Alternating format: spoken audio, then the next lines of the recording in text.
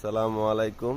তো এই যে দেখেন, মাঝে মাঝে আমি বলি যে কবুতর চিনে কিনতে পারলে হাটের কবুতর বা কম দামি কবুতর অনেক ভালো রেজাল্টেড হয়।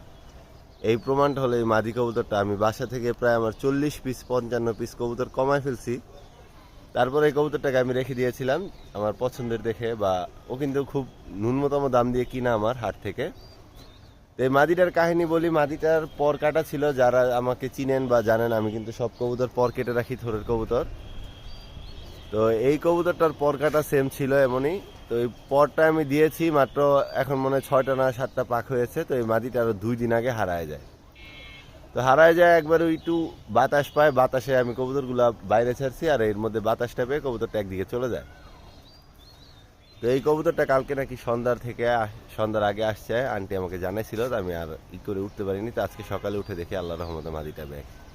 এই পরকাটা অবস্থায় 2 দিন পরে মাদিটা ব্যাগ করলো।